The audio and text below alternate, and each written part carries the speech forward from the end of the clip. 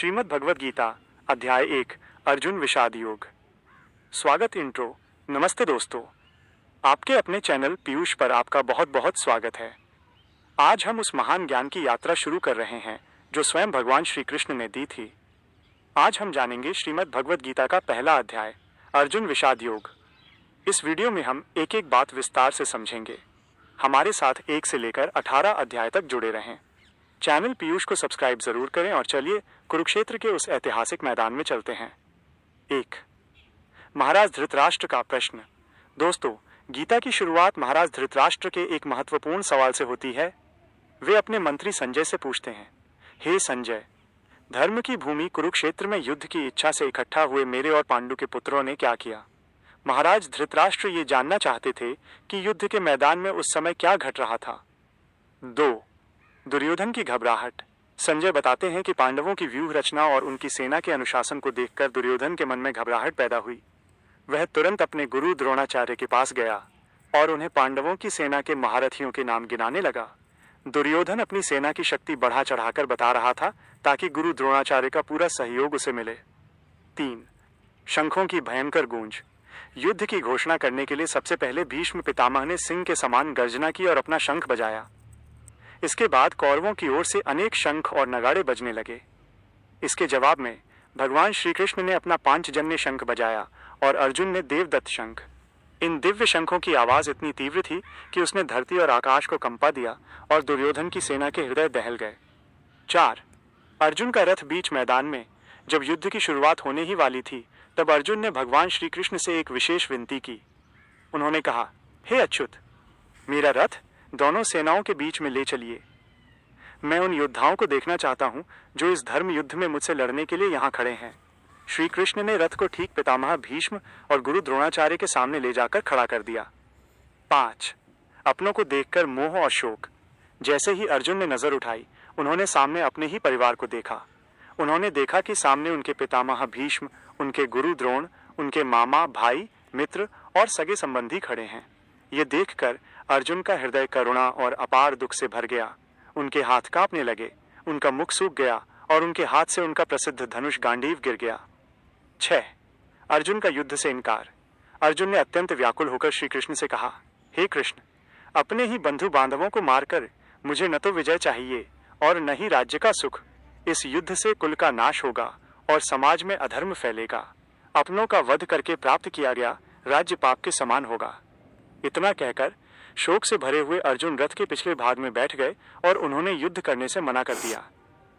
निष्कर्ष। दोस्तों, अध्याय 1 हमें यह सिखाता है कि जब इंसान अपनों के मोह में फंसता है तो वो अपने कर्तव्य को भूल जाता है। अर्जुन की यही व्याकुलता आगे चलकर भगवान श्री कृष्ण के महान उपदेश का कारण बनी। अगला कदम। तो दोस्तों, ये था अध्याय 1। अगले वीडियो में हम देखेंगे कि कैसे भगवान श्री कृष्ण ने अर्जुन को इस मोह से बाहर निकाला। श्रीमद् भगवद गीता अध्याय 2 सांख्य योग। स्वागत। नमस्ते दोस्तों, पीयूष चैनल पर आपका स्वागत है। पिछले अध्याय में हमने देखा कि अर्जुन अपनों के मोह में आकर युद्ध के मैदान में बैठ गए थे। अब दूसरे अध्याय में भगवान श्री कृष्ण उन्हें जीवन का वो सत्य बताएंगे जो आज भी हम सबके लिए बहुत जरूरी है। चलिए शुरू करते हैं गीता का सबसे मुख्य अध्याय। 1 श्री कृष्ण की पहली सीख और अर्जुन का आत्मसमर्पण। अर्जुन को रोते हुए देखकर भगवान श्री कृष्ण ने कहा, अर्जुन, इस कठिन समय में तुम्हारे मन में यह कायरता कहां से आई? उठो और अपना कर्तव्य निभाओ। अर्जुन ने जवाब दिया कि वे अपने गुरुओं और पितामह पर बाण कैसे चला सकते हैं। उन्होंने श्री कृष्ण के चरणों में सिर झुकाकर कहा, प्रभु, मैं उलझ गया हूं। मैं आपका शिष्य हूं, मुझे सही रास्ता दिखाइए। यहां से श्री कृष्ण का दिव्य उपदेश शुरू होता है। 2 आत्मा की अमरता, अविनाशी सत्य। श्री कृष्ण ने मुस्कुराते हुए कहा, हे अर्जुन, तुम उनके लिए दुखी हो रहे हो जो वास्तव में मरते ही नहीं।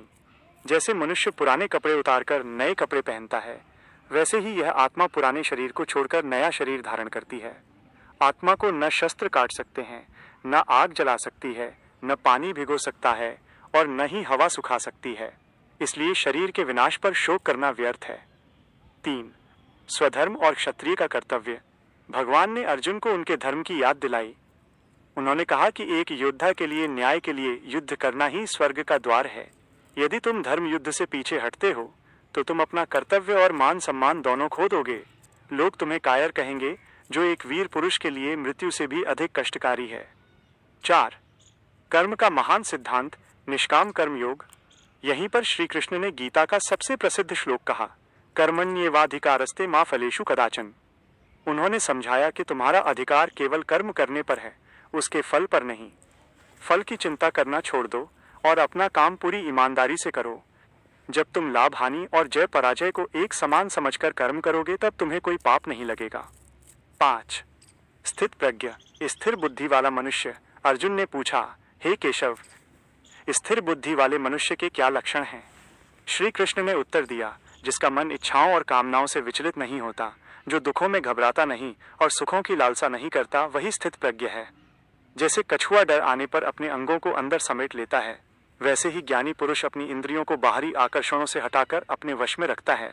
ऐसा मनुष्य ही परम शांति प्राप्त करता है। निष्कर्ष। दोस्तों, अध्याय 2 हमें सिखाता है कि फल की चिंता किए बिना अपना फर्ज निभाना ही जीवन का असली उद्देश्य है। अगले भाग में हम अध्याय 3 यानी कर्म योग की गहराई को समझेंगे। दूसरे अध्याय में हमने आत्मा के ज्ञान और निष्काम कर्म के बारे में जाना। अब तीसरे अध्याय में अर्जुन एक बहुत ही व्यावहारिक सवाल पूछते हैं कि आखिर कर्म करना क्यों जरूरी है। चलिए जानते हैं श्री कृष्ण ने कर्म की क्या महिमा बताई है। 1. अर्जुन की उलझन। अर्जुन ने श्री कृष्ण से पूछा, हे जनार्दन, अगर आप ज्ञान को कर्म से श्रेष्ठ मानते हैं तो फिर आप मुझे इस भीषण युद्ध जैसे कठिन कर्म में क्यों लगा रहे हैं? आपकी बातें सुनकर मेरी बुद्धि भ्रमित हो रही है। कृपया मुझे कोई एक निश्चित रास्ता बताइए। 2. बिना कर्म के जीवन संभव नहीं। भगवान श्री कृष्ण ने उत्तर दिया, हे निष्पाप अर्जुन, इस संसार में कोई भी मनुष्य एक क्षण के लिए भी बिना कर्म किए नहीं रह सकता। प्रकृति के गुण हर किसी को काम करने पर मजबूर कर देते हैं। जो लोग अपनी इंद्रियों को तो रोक लेते हैं, लेकिन मन में भोगों का चिंतन करते रहते हैं, वे ढोंगी कहलाते हैं। इसलिए मन को वश में करके कर्म करना ही श्रेष्ठ है। 3. यज्ञ और निस्वार्थ कर्म। भगवान ने बताया कि कर्म कैसे किया जाए। उन्होंने कहा कि जो कर्म केवल अपने स्वार्थ के लिए किए जाते हैं, वे मनुष्य को बंधन में डालते हैं, लेकिन जो कर्म यज्ञ की भावना से यानी दूसरों की भलाई और ईश्वर की प्रसन्नता के लिए किए जाते हैं, वे मनुष्य को मुक्त कर देते हैं। जैसे बादल वर्षा करते हैं और अन्न पैदा होता है, वैसे ही ये सृष्टि एक दूसरे की सेवा यज्ञ पर टिकी है। 4. महापुरुषों का उदाहरण। श्री कृष्ण ने अर्जुन को प्रेरित करते हुए कहा, समाज के बड़े और श्रेष्ठ पुरुष जैसा आचरण करते हैं, बाकी लोग भी वैसा ही करते हैं। देखो अर्जुन, मुझे इस ब्रह्मांड में कुछ भी पाना बाकी नहीं है, फिर भी मैं निरंतर कर्म करता रहता हूँ, क्योंकि अगर मैं कर्म करना छोड़ दूं तो ये सारी दुनिया आलसी हो जाएगी और नष्ट हो जाएगी। इसलिए तुम भी लोक कल्याण के लिए अपना कर्तव्य पूरा करो। 5. मनुष्य का सबसे बड़ा शत्रु। अर्जुन ने पूछा, हे कृष्ण, मनुष्य न चाहते हुए भी पाप क्यों करता है? उसे कौन मजबूर करता है? भगवान ने बहुत बड़ी बात कही। इसका कारण है काम, इच्छा और क्रोध। ये इंसान की बुद्धि को वैसे ही ढक लेता है जैसे धुआं आग को ढक लेता है। ये इच्छाएं इंद्रियों और मन में रहती हैं। इसलिए हे अर्जुन, तुम अपनी इंद्रियों को जीतकर ज्ञान के इस शत्रु का नाश करो। निष्कर्ष। दोस्तों, अध्याय 3 का सार ये है कि कर्म से भागना समाधान नहीं है, बल्कि निस्वार्थ भाव से अपना फर्ज निभाना ही असली योग है। अगले भाग में हम अध्याय 4 यानी ज्ञान कर्म संन्यास योग को समझेंगे। चैनल पीयूष से जुड़े रहें। जय श्री कृष्ण। पिछले अध्यायों में हमने कर्म और आत्मा के बारे में जाना। अब चौथे अध्याय में भगवान श्री कृष्ण स्वयं अपने दिव्य जन्म का रहस्य बताएंगे और ये समझाएंगे कि कर्म करते हुए भी ज्ञान को कैसे प्राप्त किया जा सकता है। चलिए शुरू करते हैं ये दिव्य चर्चा। 1. गीता का प्राचीन इतिहास। अध्याय की शुरुआत में श्री कृष्ण ने एक बहुत बड़ी बात कही। उन्होंने कहा, अर्जुन, यह अविनाशी योग मैंने सबसे पहले सूर्य देव को सिखाया था, फिर सूर्य ने मनु को और मनु ने इक्ष्वाकु को। समय के साथ ये ज्ञान लुप्त हो गया था, जिसे आज मैं फिर से तुम्हें दे रहा हूँ, क्योंकि तुम मेरे प्रिय मित्र और भक्त हो। अर्जुन हैरान होकर पूछते हैं कि सूर्य देव तो बहुत प्राचीन है, फिर आपने उन्हें ये ज्ञान कैसे दिया? 2. भगवान के अवतार का रहस्य। अर्जुन के सवाल पर श्री कृष्ण ने अपना रहस्य खोला। उन्होंने कहा, हे अर्जुन, तुम्हारे और मेरे बहुत से जन्म हो चुके हैं, बस तुम्हें याद नहीं, लेकिन मुझे सब याद हैं। हालांकि मैं अजन्मा हूँ, फिर भी अपनी प्रकृति को वश में करके मैं प्रकट होता हूँ। यहीं पर गीता का सबसे प्रसिद्ध श्लोक आता है, यदा यदा ही धर्मस्य ग्लानिर्भवति भारत। अर्थात जब जब धर्म की हानि होती है और अधर्म बढ़ता है, तब तब मैं सज्जनों की रक्षा और दुष्टों के विनाश के लिए अवतार लेता हूँ। 3. कर्म, अकर्म और विकर्म। भगवान ने कर्म की गहराई को समझाया। उन्होंने कहा कि कर्म को समझना बहुत कठिन है। कर्म जो शास्त्र के अनुसार कर्तव्य है, विकर्म जो निषिद्ध या गलत काम है, अकर्म जब मनुष्य कर्म तो करता है लेकिन उसके फल से बंधता नहीं है। जो मनुष्य कर्म में अकर्म देखता है और अकर्म में कर्म, वही असली बुद्धिमान है। 4. ज्ञान की महिमा।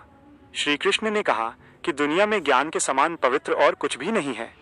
जैसे जलती हुई अग्नि लकड़ियों को राख कर देती है, वैसे ही ज्ञान की अग्नि मनुष्य के सभी संचित कर्मों और पापों को जलाकर भस्म कर देती है।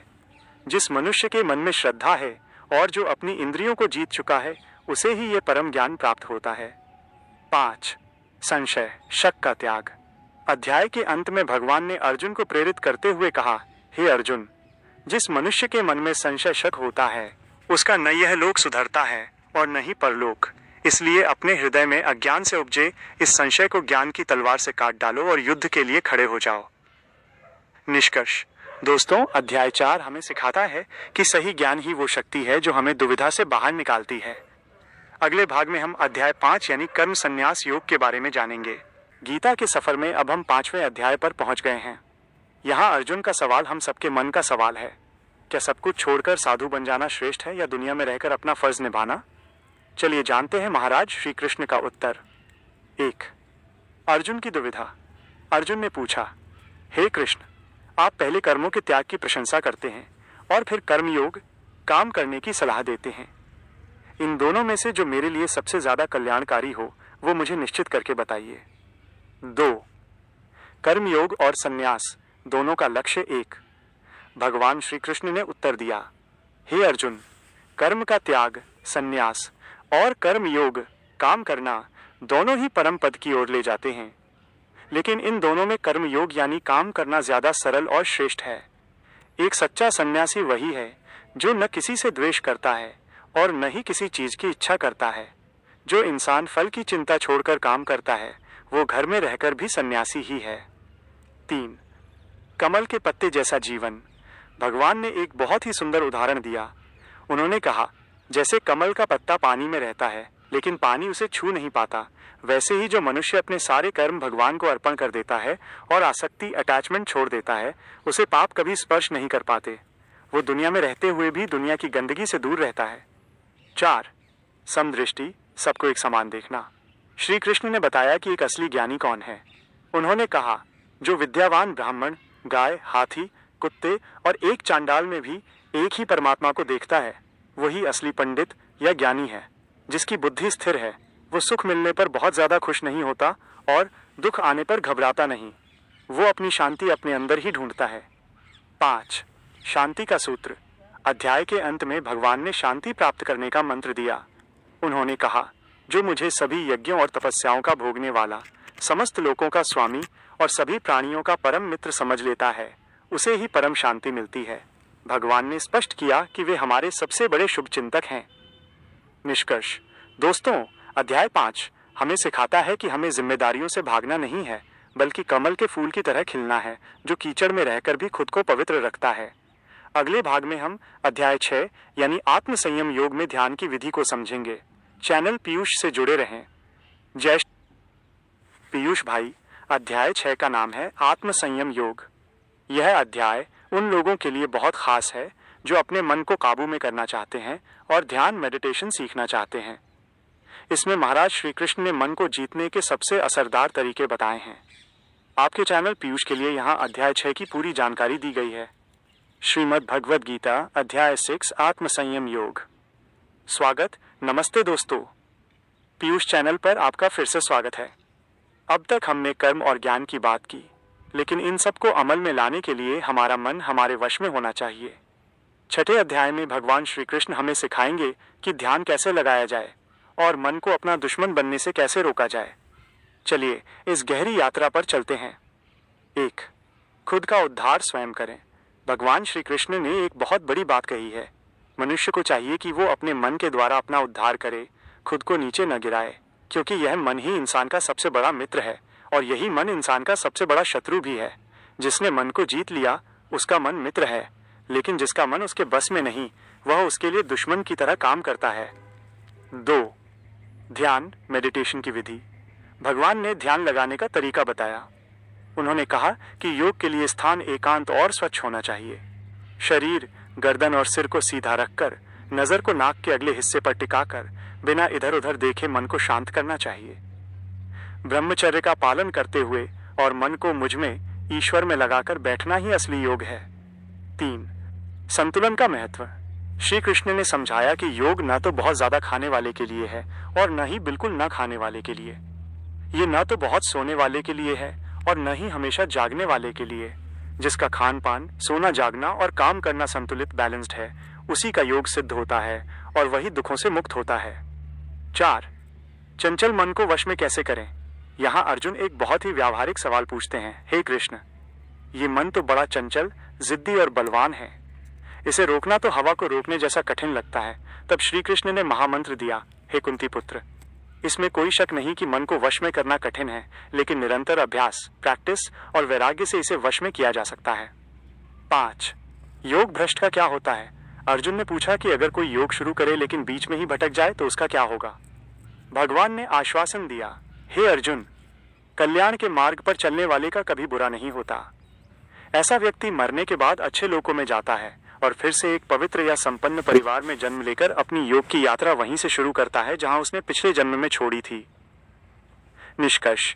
दोस्तों, अध्याय 6 हमें सिखाता है कि हम अपने भाग्य के निर्माता खुद हैं, बशर्ते हम अपने मन को जीत लें। अगले भाग में हम अध्याय 7 यानी ज्ञान विज्ञान योग के बारे में जानेंगे, जहां भगवान अपनी शक्तियों का रहस्य बताएंगे। पिछले अध्याय में हमने मन को जीतने और ध्यान लगाने के बारे में जाना। अब 7वें अध्याय में भगवान श्री कृष्ण अर्जुन को वो विज्ञान बताएंगे जिससे हम ईश्वर को कण कण में देख सकते हैं। चलिए जानते हैं भगवान की उन शक्तियों के बारे में जो पूरी सृष्टि को चला रही हैं। 1. भगवान की 2 प्रकृतियां, शक्तियां। श्री कृष्ण ने अर्जुन को बताया कि उनकी 2 तरह की शक्तियां हैं। पहली अपरा प्रकृति जो जड़ है, जिसमें पृथ्वी, जल, अग्नि, वायु, आकाश, मन, बुद्धि और अहंकार शामिल हैं। दूसरी है परा प्रकृति जो चेतन है यानी जीव शक्ति, जो पूरे संसार को थामे हुए हैं। भगवान ने कहा कि जैसे धागे में मन के पिरोए होते हैं, वैसे ही यह पूरी सृष्टि मुझ में ही पिरोई हुई है। 2. कण कण में ईश्वर। भगवान ने अपनी मौजूदगी को समझाते हुए कहा, हे अर्जुन, मैं जल में रस हूँ, चंद्रमा और सूर्य में प्रकाश हूँ, वेदों में ऐ हूँ, आकाश में शब्द हूँ और मनुष्यों में सामर्थ्य, एबिलिटी हूँ। मैं धरती की पवित्र गंध हूँ और अग्नि का तेज हूँ। सभी प्राणियों का सनातन बीज मैं ही हूँ। 3. माया का प्रभाव। भगवान ने बताया कि उनकी त्रिगुणमयी माया, सत, रज और तम गुण बहुत शक्तिशाली है और इसे पार करना बहुत कठिन है। लेकिन जो मनुष्य केवल मेरी शरण में आ जाते हैं, वे इस माया के जाल को आसानी से पार कर जाते हैं। जो लोग अधर्मी और मूर्ख होते हैं, वे माया के जाल में फंसकर मुझे नहीं पहचान पाते। 4. भक्त के 4 प्रकार। श्री कृष्ण ने बहुत ही सुंदर बात कही कि मुझे 4 तरह के लोग भजते हैं। 1.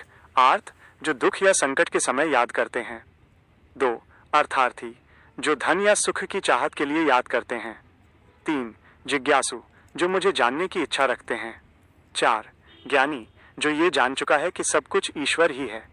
भगवान ने कहा कि ये चारों ही अच्छे हैं, लेकिन ज्ञानी भक्त मुझे सबसे प्रिय है, क्योंकि वो निष्काम भाव से मुझसे जुड़ा होता है। 5. अंत समय की गति। अध्याय के अंत में भगवान कहते हैं कि जो मनुष्य मुझे अंत समय में भी याद करता है, वो मुझ में ही मिल जाता है। लोग अपनी कामनाओं के कारण दूसरे देवी देवताओं की पूजा करते हैं और उन्हें वैसा फल भी मिलता है, लेकिन वह फल नाशवान, अस्थायी होता है। जो मुझे भजते हैं वे अविनाशी पद को प्राप्त करते हैं। निष्कर्ष। दोस्तों, अध्याय 7 हमें सिखाता है कि ईश्वर हमसे दूर नहीं, बल्कि हमारे आसपास की हर चीज में मौजूद हैं। बस हमें उन्हें पहचानने की दृष्टि चाहिए। अगले भाग में हम अध्याय 8 यानी अक्षर ब्रह्म योग के बारे में जानेंगे, जहां मृत्यु के बाद की गति का वर्णन है। गीता की इस महायात्रा में आज हम 8वें अध्याय पर हैं। यहाँ अर्जुन भगवान श्री कृष्ण से जीवन, मृत्यु और परलोक के बारे में बहुत गहरे सवाल पूछते हैं। आज हमें पता चलेगा कि मृत्यु के समय हमारी सोच हमारे अगले जन्म को कैसे तय करती है। चलिए इस रहस्य को जानते हैं। 1. अर्जुन के 7 प्रश्न। अध्याय की शुरुआत में अर्जुन ने श्री कृष्ण से 7 मुख्य बातें पूछी। ब्रह्म क्या है, अध्यात्म क्या है, कर्म क्या है, अधिभूत, अधिदैव और अधियज्ञ क्या है, और हे कृष्ण, मृत्यु के समय आपको कैसे जाना जा सकता है। भगवान इन सभी का उत्तर देते हुए कहते हैं कि जो अविनाशी है वो ब्रह्म है और जीव का स्वभाव ही अध्यात्म है। 2. अंत समय का विचार। श्री कृष्ण ने जीवन का एक बहुत नियम बताया।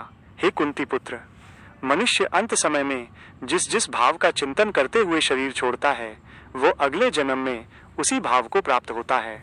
यदि कोई मरते समय भगवान का स्मरण करता है तो वह भगवान के धाम को जाता है, लेकिन यदि मन सांसारिक मोह माया में अटका रहता है तो वो फिर से इसी जन्म मरण के चक्र में फंस जाता है।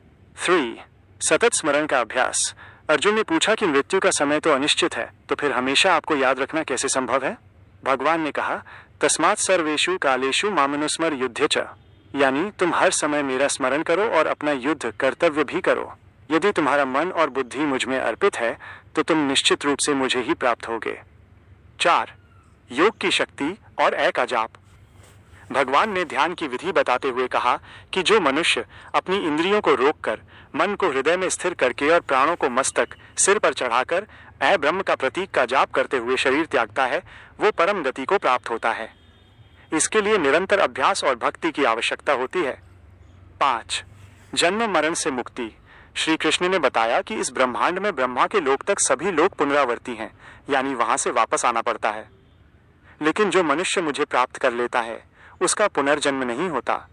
उन्होंने काल समय की गणना बताई कि ब्रह्मा का एक दिन हजारों युगों के बराबर होता है और उतनी ही लंबी रात होती है। इस सृष्टि का बनना और बिगड़ना लगातार चलता रहता है, लेकिन जो इस चक्र से परे है वही अक्षर ब्रह्म है। निष्कर्ष। दोस्तों, अध्याय 8 हमें सिखाता है कि हमें अपनी मृत्यु को नहीं बल्कि अपने जीवन को सुधारना है। अगर हम आज हर पल ईश्वर को याद रखते हुए अपना कर्म करेंगे तो हमारा अंत और अगला सफर अपने आप सुंदर हो जाएगा। अगले भाग में हम अध्याय 9 यानी राजविद्या राजगुह्य योग के बारे में जानेंगे, जिसे सबसे गुप्त ज्ञान कहा गया है। श्रीमद् भगवद गीता अध्याय 9 राजविद्या राजगुह्य योग। स्वागत, नमस्ते दोस्तों, पीयूष चैनल पर आपका स्वागत है। आज हम गीता के उस अध्याय को समझेंगे जिसे भगवान ने सबसे गुप्त और पवित्र ज्ञान कहा है। यह अध्याय हमें बताता है कि ईश्वर को पाना कठिन नहीं है, बस हमारे भाव सच्चे होने चाहिए। चलिए श्री कृष्ण के इस अद्भुत रहस्य को जानते हैं। 1. परम गोपनीय ज्ञान। भगवान श्री कृष्ण ने कहा, हे अर्जुन, तुम द्वेष रहित हो, इसलिए मैं तुम्हें वो ज्ञान दूंगा जिसे जानकर तुम दुखों से मुक्त हो जाओगे। यह ज्ञान सभी विद्याओं का राजा है और अत्यंत पवित्र है। इसे प्रत्यक्ष अनुभव किया जा सकता है और ये अविनाशी है। 2. जगत में ईश्वर की व्याप्ति। भगवान ने अपनी महिमा बताते हुए कहा, ये सारा जगत मेरे ही अदृश्य रूप से व्याप्त है। सभी प्राणी मुझ में स्थित हैं, लेकिन मैं उनमें स्थित नहीं हूँ। जैसे शक्तिशाली वायु हमेशा आकाश में रहती है, वैसे ही सब कुछ मुझ में ही टिका है। मैं ही इस सृष्टि की रचना करता हूँ और समय आने पर इसे अपने अंदर समेट लेता हूँ। 3. मूर्ख और ज्ञानी का अंतर। श्री कृष्ण बोले, जब मैं मनुष्य रूप में अवतार लेता हूँ तो मूर्ख लोग मुझे साधारण इंसान समझकर मेरा अपमान करते हैं। वे मेरी परम शक्ति को नहीं जानते, लेकिन जो दैवीय स्वभाव वाले भक्त हैं वे मुझे ही सबका आदि और अविनाशी मानकर अनन्य भाव से भजते हैं। वे कीर्तन करते हुए और दृढ़ निश्चय के साथ मेरी उपासना करते हैं। 4. भक्ति की सरलता। पत्रम पुष्पम फलम तोयम। यहाँ भगवान ने भक्ति का सबसे सुंदर सूत्र दिया। उन्होंने कहा, जो भक्त मुझे प्रेम से एक पत्ता, फूल, फल या केवल जल भी अर्पित करता है, मैं उस शुद्ध मन वाले भक्त के उपहार को बड़े प्रेम से स्वीकार करता हूँ। भगवान ने ये भी कहा, हे अर्जुन, तुम जो भी करते हो, जो खाते हो, जो दान देते हो या जो तपस्या करते हो, वो सब मुझे अर्पित कर दो। ऐसा करने से तुम कर्मों के बंधन से मुक्त हो जाओगे। 5. सबकी मुक्ति का मार्ग। भगवान श्री कृष्ण ने बड़ी घोषणा की, मेरे लिए न कोई प्रिय है और न ही कोई अप्रिय। मैं सबके लिए समान हूँ, लेकिन जो मुझे प्रेम से भजते हैं वे मुझ में हैं और मैं उनमें हूँ। यहाँ तक कि यदि कोई दुराचारी भी अनन्य भाव से मेरी शरण में आ जाए तो उसे भी साधु ही मानना चाहिए, क्योंकि उसने सही निश्चय कर लिया है। हे अर्जुन, ये जान लो कि मेरे भक्त का कभी विनाश नहीं होता। निष्कर्ष। दोस्तों, अध्याय 9 का सार है समर्पण। भगवान को बड़ी बड़ी चीजों की जरूरत नहीं, उन्हें बस हमारे सच्चे प्रेम की भूख है। अगले भाग में हम अध्याय 10 यानी विभूति योग के बारे में जानेंगे, जहां भगवान अपने दिव्य ऐश्वर्यों का वर्णन करेंगे। नमस्ते दोस्तों, पीयूष चैनल पर आपका स्वागत है। अब तक हमने जाना कि भगवान कण कण में हैं, लेकिन आज 10वें अध्याय में हम जानेंगे कि संसार की किन विशेष चीजों में भगवान का तेज सबसे ज्यादा चमकता है। इसे विभूति योग कहते हैं। चलिए श्री कृष्ण के ऐश्वर्य की इस जादुई दुनिया में चलते हैं। 1. भगवान की अनंत महिमा। अध्याय की शुरुआत में श्री कृष्ण कहते हैं, हे अर्जुन, मेरी उत्पत्ति को न देवता जानते हैं और न ही महर्षि, क्योंकि मैं उन सबका आदि कारण हूँ। जो मुझे अजन्मा और अनादि जान लेता है वो सब पापों से मुक्त हो जाता है। भगवान बताते हैं कि बुद्धि, ज्ञान, क्षमा, सत्य और सुख दुख ये सभी भाव मुझसे ही उत्पन्न होते हैं। 2. अर्जुन की जिज्ञासा। अर्जुन हाथ जोड़कर कहते हैं, हे प्रभु, आप ही परम ब्रह्म और परम धाम हैं। मैं आपका चिंतन किन किन रूपों में करूं? आप अपनी दिव्य विभूतियों का विस्तार से वर्णन करें ताकि मैं आपको हर जगह देख सकूं। 3. भगवान की मुख्य विभूतियां। श्री कृष्ण मुस्कुराकर कहते हैं, अर्जुन, मेरी विभूतियों का कोई अंत नहीं है, पर मैं तुम्हें मुख्य रूप बताता हूँ। मैं सब प्राणियों के हृदय में स्थित आत्मा हूँ। मैं नक्षत्रों में चंद्रमा और वेदों में सामवेद हूँ। मैं इंद्रियों में मन हूँ और रुद्रों में शंकर हूँ। मैं पहाड़ों में सुमेरु और जलाशयों में समुद्र हूँ। मैं ऋषियों में भृगु और शब्दों में आऊं हूँ। मैं वृक्षों में पीपल और देवताओं के राजाओं में इंद्र हूँ। मैं शस्त्रधारियों में राम हूँ और नदियों में गंगा हूँ। 4. शक्ति और विजय के स्रोत। भगवान आगे कहते हैं, मैं छल करने वालों में जुआ हूँ और तेजस्वी पुरुषों का तेज हूँ। मैं विजेताओं की विजय हूँ और निश्चय करने वालों का निश्चय हूँ। संक्षेप में समझो अर्जुन कि जिस भी वस्तु में श्री, शोभा, शक्ति या कांति दिखाई दे उसे तुम मेरे ही तेज के अंश से उत्पन्न समझो। 5. अंत में एक विराट सत्य। भगवान ने अध्याय के अंत में एक बहुत ही अद्भुत बात कही। उन्होंने कहा, हे अर्जुन, मेरी इन विभूतियों को अलग अलग जानने की इतनी आवश्यकता क्या है? तुम तो बस इतना समझ लो कि मैं इस पूरे ब्रह्मांड को अपने एक छोटे से अंश से थामे हुए हूँ, यानी पूरी सृष्टि भगवान का एक छोटा सा हिस्सा मात्र है। निष्कर्ष। दोस्तों, अध्याय 10 हमें सिखाता है कि जो कुछ भी सुंदर, शक्तिशाली या महान है वो ईश्वर का ही रूप है। अगले भाग में हम अध्याय 11 यानी विश्वरूप दर्शन योग के बारे में जानेंगे, जहां अर्जुन भगवान के उस विराट रूप को देखेंगे जिससे पूरी दुनिया थर थर कांपने लगी थी। श्रीमद् भगवद गीता अध्याय 11 विश्वरूप दर्शन योग। स्वागत, नमस्ते दोस्तों, पीयूष चैनल पर आपका स्वागत है। आज हम गीता के उस अध्याय पर पहुंच गए हैं जहां अर्जुन की प्रार्थना पर भगवान श्री कृष्ण अपना वह रूप प्रकट करते हैं जिसे देख पाना देवताओं के लिए भी दुर्लभ है। यह अध्याय रोंगटे खड़े कर देने वाला है। चलिए भगवान के विराट स्वरूप के दर्शन करते हैं। 1. अर्जुन की प्रार्थना और दिव्य दृष्टि। अर्जुन ने भगवान से कहा, हे पुरुषोत्तम, आपकी महिमा सुनने के बाद अब मैं आपके उस ईश्वरीय रूप को अपनी आंखों से देखना चाहता हूँ। भगवान ने उत्तर दिया, हे अर्जुन, तुम अपनी इन भौतिक आंखों से मेरे उस रूप को नहीं देख सकते, इसलिए मैं तुम्हें दिव्य दृष्टि प्रदान करता हूँ। अब देखो मेरा योग ऐश्वर्य। 2. विराट रूप का दर्शन। जैसे ही भगवान ने अपना रूप बदला, संजय धृतराष्ट्र को बताते हैं, हे राजन, आकाश में यदि हजारों सूरज एक साथ चमक उठें तो भी उस प्रकाश की तुलना भगवान के उस तेज से नहीं की जा सकती। अर्जुन ने देखा कि भगवान के शरीर में पूरा ब्रह्मांड, देवता, ऋषि, ग्रह और नक्षत्र सब एक जगह स्थित हैं। भगवान के अनेक मुख, अनेक आंखें और अद्भुत आभूषण थे जिनका कोई अंत नहीं था। 3. अर्जुन का भय और विस्मय। उस भव्य और भयानक रूप को देखकर अर्जुन कांपने लगे। उन्होंने देखा कि भगवान के मुख से प्रलय की अग्नि निकल रही है और धृतराष्ट्र के पुत्र कौरव और बड़े बड़े योद्धा भगवान के दांतों के बीच पिस रहे हैं। अर्जुन ने डरकर पूछा, हे उग्र रूप वाले, आप कौन हैं? मैं आपको प्रणाम करता हूँ, कृपया अपना परिचय दें। 4. मैं काल हूँ। श्री कृष्ण की घोषणा। भगवान ने गरजते हुए कहा, कालोनिस्मी लोकक्षय कृत प्रवृद्धो, अर्थात मैं लोगों का नाश करने वाला बढ़ा हुआ काल हूँ। इस समय मैं इन सबका विनाश करने के लिए प्रकट हुआ हूँ। ये सभी योद्धा पहले ही मेरे द्वारा मारे जा चुके हैं। तुम तो बस निमित्त मात्र, सिर्फ एक जरिया बनो। उठो और यश प्राप्त करो। 5. पुनः सौम्य रूप। अर्जुन डर के मारे हाथ जोड़कर क्षमा मांगने लगे। उन्होंने कहा कि मैंने आपको मित्र समझकर जो भी अनजाने में अपमान किया हो उसे क्षमा करें। अब आप अपने वही चतुर्भुज और फिर सौम्य मनुष्य रूप में आ जाइए। भगवान फिर से अपने शांत और सुंदर रूप में आ गए और बोले, अर्जुन, मेरा यह रूप न वेदों से, न दान से और न तप से देखा जा सकता है। ये केवल अनन्य भक्ति से ही संभव है। निष्कर्ष दोस्तों, अध्याय 11 हमें सिखाता है कि हम सब भगवान के हाथ की कठपुतली हैं। समय काल सबसे बलवान है और जो भगवान की शरण में है उसे डरने की जरूरत नहीं।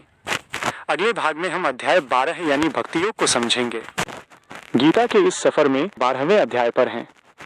अक्सर हमारे मन में सवाल आता है कि क्या भगवान को मूर्ति के रूप में पूजना बेहतर है या उन्हें निराकार बिना रूप के मानना। आज साक्षात महाराज श्री कृष्ण इस सवाल का जवाब देंगे और बताएंगे कि उन्हें कैसा भक्त सबसे प्रिय है। चलिए भक्ति के इस मार्ग को समझते हैं। 1. अर्जुन का प्रश्न। अर्जुन ने श्री कृष्ण से पूछा, प्रभु, जो भक्त आपके साकार रूप मूर्त रूप की निरंतर पूजा करते हैं और जो आपके अविनाशी निराकार रूप को भजते हैं, इन दोनों में से योग का ज्ञाता कौन है। 2. साकार भक्ति की श्रेष्ठता। भगवान श्री कृष्ण ने उत्तर दिया, जो अपना मन मुझ में एकाग्र करके परम श्रद्धा के साथ मेरे साकार रूप को भजते हैं, उन्हें मैं सबसे श्रेष्ठ मानता हूँ। हालांकि जो निराकार की उपासना करते हैं वे भी मुझे ही प्राप्त होते हैं, लेकिन देहधारी मनुष्यों इंसानों के लिए निराकार में मन लगाना बहुत कठिन और कष्टदायक होता है। इसलिए साकार रूप की भक्ति करना ज्यादा सरल और सुलभ है। 3. भक्ति के 4 स्तर स्टेप्स। भगवान ने हर इंसान के लिए अलग अलग रास्ते बताए। 1. अपना मन और बुद्धि पूरी तरह मुझ में लगा दो। 2. अगर मन स्थिर न हो तो अभ्यास योग के द्वारा मन को मुझ में लगाने की कोशिश करो। 3. अगर अभ्यास भी न हो सके तो केवल मेरे लिए कर्म करो, परोपकार करो। 4. और अगर ये भी न हो पाए तो कर्मों के फल का त्याग कर दो, यानी जो भी काम करो उसका परिणाम मुझे सौंप दो। 4. भगवान को कौन सा भक्त प्यारा है। यहाँ श्री कृष्ण ने एक आदर्श भक्त के लक्षण बताए। उन्होंने कहा, जो किसी से द्वेष नहीं करता और सबका मित्र है, जो दयालु है और जिसमें ममता या अहंकार नहीं है, जो सुख दुख में समान रहता है और क्षमाशील है, जो किसी को कष्ट नहीं देता और न ही किसी से घबराता है, जो शुद्ध है, चतुर है और चिंताओं से मुक्त है, जो न बहुत खुश होता है, न द्वेष करता है और न ही शोक करता है, ऐसा भक्त मुझे अत्यंत प्रिय है। 5. भक्ति का अमृत। अध्याय के अंत में भगवान कहते हैं कि जो मनुष्य इस बताए हुए धर्ममय अमृत का श्रद्धा के साथ पालन करते हैं वे भक्त मुझे सबसे ज्यादा प्यारे हैं। निष्कर्ष दोस्तों, अध्याय 12 हमें सिखाता है कि भक्ति का मतलब केवल माला जपना नहीं है, बल्कि अपने स्वभाव को शुद्ध करना और सबके प्रति दया भाव रखना है। अगले भाग में हम अध्याय 13 यानी क्षेत्र क्षेत्रज्ञ विभाग योग को समझेंगे, जहां शरीर और आत्मा के अंतर को बारीकी से बताया गया है। गीता के इस भाग में हम प्रवेश कर रहे हैं ज्ञान के एक बहुत ही गहरे स्तर पर। क्या आपने कभी सोचा है कि मैं कौन हूँ? क्या मैं ये शरीर हूँ या कुछ और? 13वें अध्याय में भगवान श्री कृष्ण हमें शरीर और आत्मा के बीच के उस सूक्ष्म अंतर को समझाएंगे जिसे जानना हर मनुष्य के लिए जरूरी है। चलिए इस खोज पर चलते हैं। 1. क्षेत्र और क्षेत्रज्ञ, खेत और किसान। भगवान श्री कृष्ण ने अर्जुन को बताया, हे कुंती पुत्र, यह शरीर एक क्षेत्र खेत के समान है और जो इस शरीर को जानता है उसे क्षेत्रज्ञ, जानने वाला या आत्मा कहा जाता है। तुम ये जान लो कि सभी शरीरों में क्षेत्रज्ञ मैं ही हूँ। इस क्षेत्र और क्षेत्रज्ञ के अंतर को जान लेना ही असली ज्ञान है। 2. शरीर किन चीजों से बना है। भगवान ने बताया कि हमारा ये क्षेत्र या शरीर 24 तत्वों से बना है, जिसमें 5 महाभूत पृथ्वी, जल, अग्नि, वायु, आकाश, अहंकार, बुद्धि, मन, 10 इंद्रियां और इच्छा द्वेष जैसे भाव शामिल हैं। हमारा पूरा व्यक्तित्व इन्हीं चीजों का एक मेल है। 3. असली ज्ञान क्या है। श्री कृष्ण ने यहाँ किताबी ज्ञान की बात नहीं की, बल्कि आचरण की बात की। उन्होंने कहा कि असली ज्ञान वो है जिसमें विनम्रता हो और घमंड न हो, किसी को कष्ट न पहुंचाना, अहिंसा और क्षमा भाव हो, गुरु की सेवा और मन की शुद्धि हो, इंद्रियों के विषयों में आसक्ति न होना और जन्म मृत्यु के दुखों को समझना हो, सुख और दुख में हमेशा संभाव बैलेंस रखना हो। 4. परमात्मा का स्वरूप। भगवान ने उस ज्ञेय जानने योग्य परमात्मा के बारे में बताया। वह परमात्मा हर जगह है। उसके हाथ, पैर, आंखें और मुख सब ओर हैं। वह सब इंद्रियों से रहित होकर भी सब कुछ अनुभव करता है। वो सबके बाहर भी है और सबके अंदर भी। वो इतना सूक्ष्म है कि उसे सामान्य आंखों से नहीं देखा जा सकता। वह प्रकाशों का भी प्रकाश है। 5. पुरुष और प्रकृति। अध्याय के अंत में भगवान ने समझाया कि प्रकृति नेचर ही सारे कर्म और बदलाव करती है, जबकि पुरुष आत्मा केवल उसका अनुभव करता है। जो मनुष्य ये जान लेता है कि शरीर के नष्ट होने पर भी उसके अंदर का ईश्वर कभी नष्ट नहीं होता, वही सत्य को देखता है। ऐसी दृष्टि वाला व्यक्ति कभी खुद को नुकसान नहीं पहुंचाता और परम गति को प्राप्त करता है। निष्कर्ष दोस्तों, अध्याय 13 का सार ये है कि हम ये नश्वर शरीर नहीं बल्कि वह अविनाशी आत्मा है जो परमात्मा का अंश है। अगले भाग में हम अध्याय 14 यानी गुणत्रय विभाग योग को समझेंगे, जहां हम जानेंगे कि इंसान का स्वभाव किन 3 गुणों से बनता है। श्रीमद् भगवद गीता अध्याय 14 गुणत्रय विभाग योग। स्वागत, नमस्ते दोस्तों, पीयूष चैनल पर आपका स्वागत है। क्या आपने कभी सोचा है कि क्यों कुछ लोग बहुत शांत और ज्ञानी होते हैं, कुछ हमेशा भाग दौड़ और लालच में रहते हैं, तो कुछ बहुत आलसी होते हैं। आज 14वें अध्याय में भगवान श्री कृष्ण हमें 3 गुणों के बारे में बताएंगे जो हर इंसान के भीतर मौजूद हैं।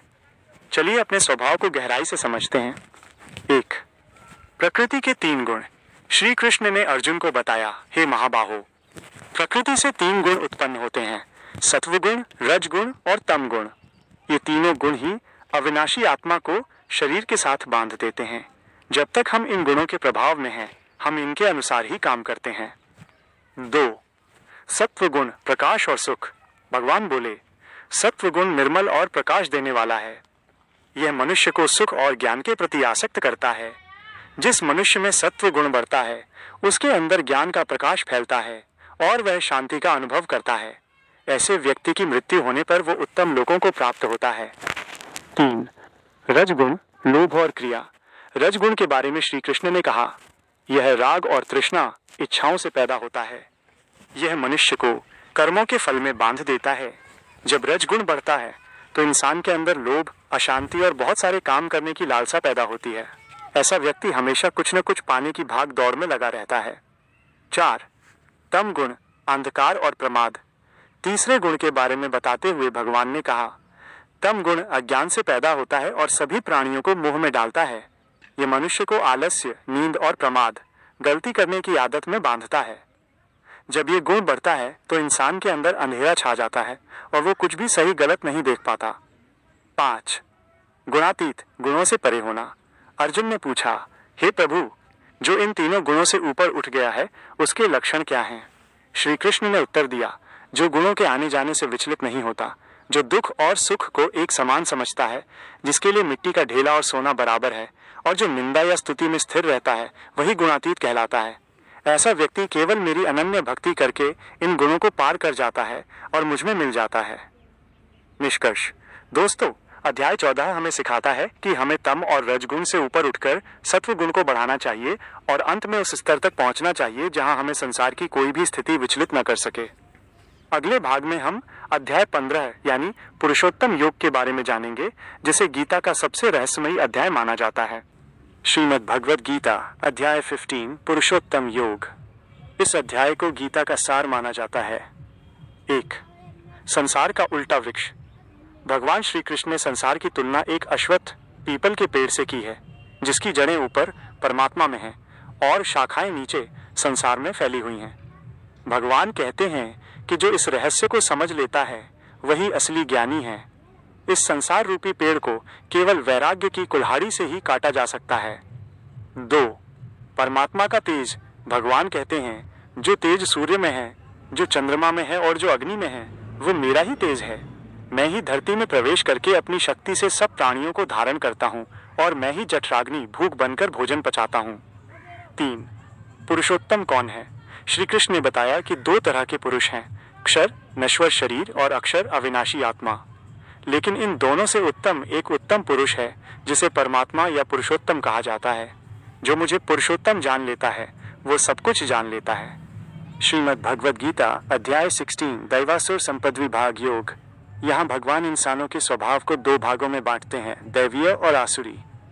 स्वागत, नमस्ते दोस्तों, पीयूष चैनल पर आपका स्वागत है। आज हम 16वें अध्याय में जानेंगे कि एक अच्छे और एक बुरे इंसान की पहचान क्या है। भगवान श्री कृष्ण यहाँ हमें एक आईना दिखाएंगे जिससे हम खुद को पहचान सकें। चलिए इस दिलचस्प अध्याय को शुरू करते हैं। 1. दैवीय संपदा, अच्छे गुण।